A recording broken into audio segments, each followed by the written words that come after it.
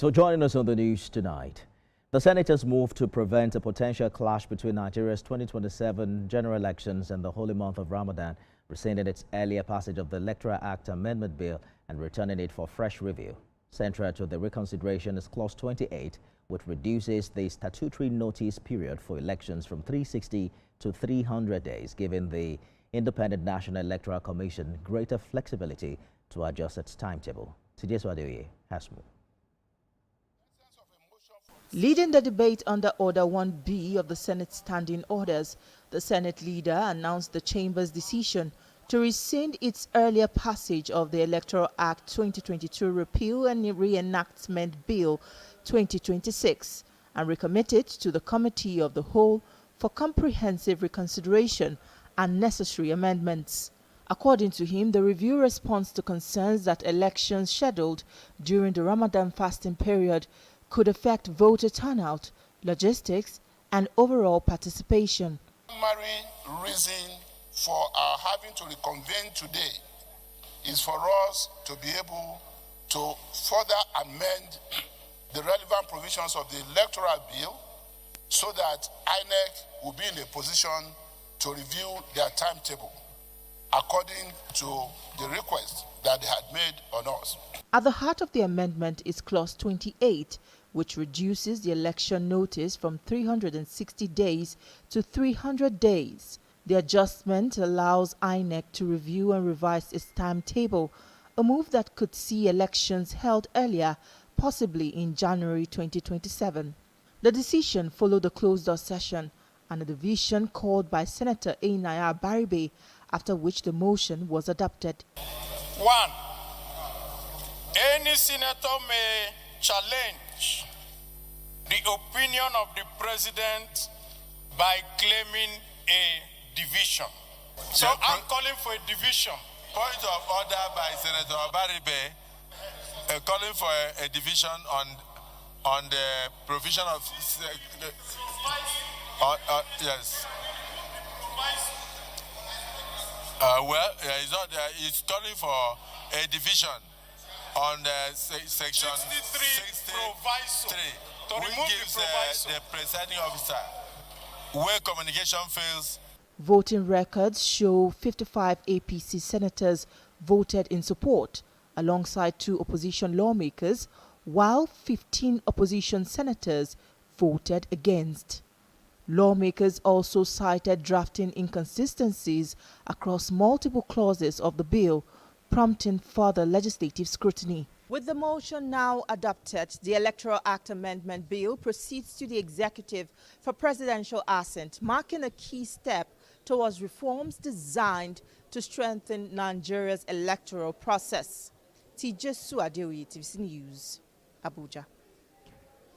And at the Green Chamber, the House of Representatives has also passed the Electoral Act Amendment Bill to allow for electronic and manual transmission of election results. The emergency plenary, for which the House reconvened to rescind its earlier decision for only electronic transmission, descended into chaos as aggrieved members staged a walkout. Joke Adisa has more.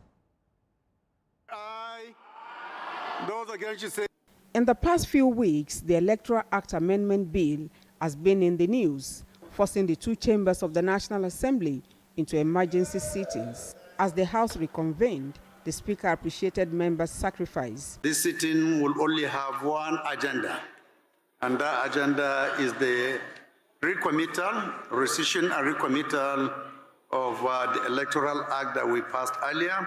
But as the motion to rescind an earlier resolution was moved and seconded, the House descended into chaos as some members protested. This forced the Speaker to call for a closed-door session. After about 2 hours behind closed doors, aggrieved members insisted on clause-by-clause consideration of the 156 clauses of the bill, leading to another rowdy session. Some of the members moved to amend the latest amendment into the bill, but their motions were resisted by the majority. So in the second part, and because of that disagreement, it's unnecessary, it's contradictory. Most most important referee in this election, because you are expected to transmit the results from the polling units, and you have a fine of only 500,000. Mr. Speaker, Mr. Chairman, that is not enough. The transmitted results shall have the same effect with the physical from EC8A. That's all Nigerians are asking for. Not satisfied with the outcome of their motions, the aggrieved lawmakers staged a walkout, but that action did not stop the consideration of the bill. The House approved clauses 1 to 156. Explanatory memorandum, the schedules, as well as the long title of the bill. The House subsequently adjourned plenary to the 24th of February to enable committees complete their 2026 budget defense sessions with government agencies. The House insists it has kept its word to pass the Electoral Act Amendment Bill in record time. It believes this will give the nation's election management body ample time to prepare for the 2027 general election. Joke Adson, TVC News, Abuja. A spokesperson for the House of Representatives, Honorable Akin Rotimi. Honorable, thanks for joining us on the news this hour. Let's begin from inside out. Multiple members are insisting that the nays were audibly louder when the Speaker ruled in favor of rescinding the bill. Under the House rules, how is a disputed voice vote meant to be resolved? Should a division have been ordered immediately to remove doubt? Thank you very much, Nifemi. Good evening, and good evening, Nigerians. It's always a pleasure for us to engage. As you know, the House standing orders allows for a voice vote, and if there had been a motion for division, wherein, you know, just like in the Senate, where you had 55 people vote in favor and 15 people against, you could have had that as well. But that wasn't the case, and you know, in that case, the ayes had it. Yeah. You know, the anxiety today really centered on Clause 60 and electronic transmission of results. Can you state clearly, does the House support mandatory electronic transmission of results from polling units, or is there a provision that effectively reintroduces manual collation as the dominant method now? Well, when you talk about manual collation, our elections to a very, very large extent are conducted manually. You know, ballot papers are taken manually, you know, votes are cast manually and, you know, counted manually and imputed into the Form EC8A. It is at the point of transmission of results that, you know, you have the electronic dimension, and, you know, the provision in the Electoral Act, you know, which was passed today, did, you know, and I can read it out. It clearly states that the presiding officer shall electronically transmit the results from each polling unit to the IRF portal, and such transmission shall be done after the prescribed Form EC8A has been signed and stamped by presiding officer and countersigned by candidates or polling agents where available at the polling unit. Now, I know the overwhelming you know, requests from, you know, Nigerians across the board. A lot of Nigerians had been that they want to see just stop there, you know, but as lawmakers, you know, again, we have to, you know, take all things into account, you know, including the state of technology. Some have argued that, you know, there's internet coverage sufficient across the entire country that would not have needed, you know, the proviso that comes after it. But again, you know, it's simply a thing that if, you know, results are transmitted and it goes through, then that's where it stops. Then you don't need to have, you know, the other fallback position. That fallback position is only in the case that, you know, results are not transmitted for any reason. You know, again, I think it's just a situation of, you know, a lot of distrust that Nigerians have, you know, for, you know, politicians generally. And if you say we have our fair share as legislators, but we're trying to do what is, you know, in the best interest of the entire country, and free, fair, and credible elections. Again, after this is tested and, you know, we see, you know, the outcomes, it's always something that can fall off. It's just simply a safeguard. All right. Again, I'm not expressing my own personal opinion or the opinion of a few other people, but it's democracy. What you saw today was you know, the parliamentary process in play where you had the majority take the day, that it's important that we have those safeguards, you know, for, you know, in terms of transmission of results. But I think we need to be clear, and the media can also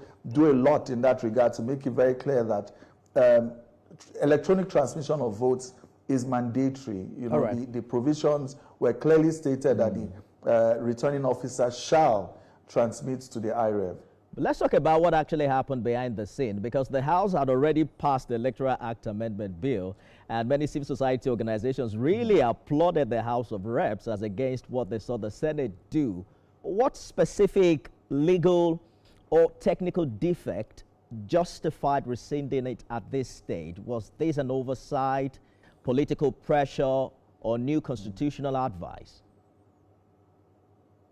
Well, it's again, Nigerians are getting used to the, you know, more and more to the process. Again, I've said a few times that anytime there's been military interregnum in our military interventions in our body polity, it's always the legislator that has been suspended. So now we're just having 25, 26 years of, you know, unbroken, you know, parliamentary practice.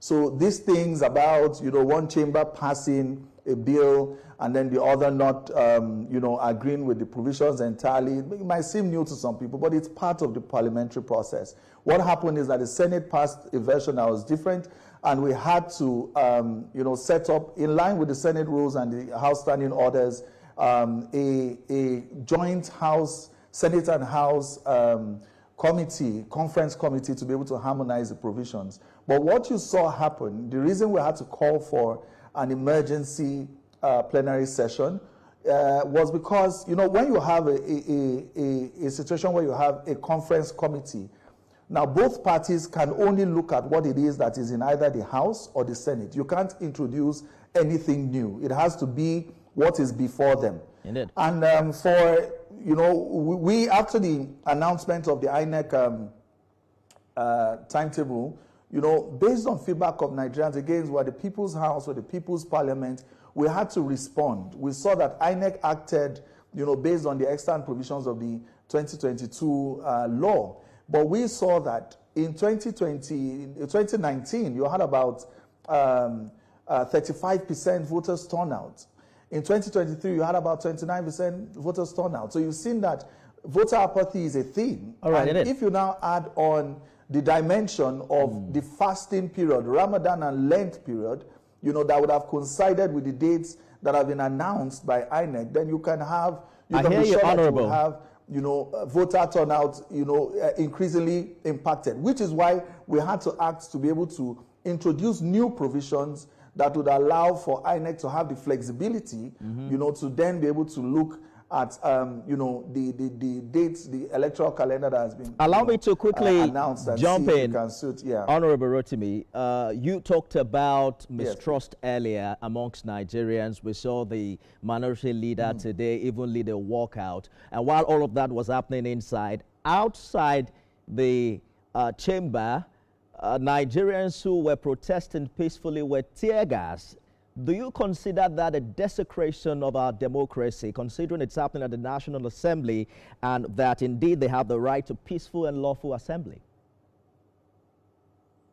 So again, the Minority Caucus it's a parliamentary tool. Walkout is part of what happens in parliaments all over the world to express strong views. However, majority has the say. Again, I like to emphasize that the imperative for free, fair and credible elections is not a partisan issue.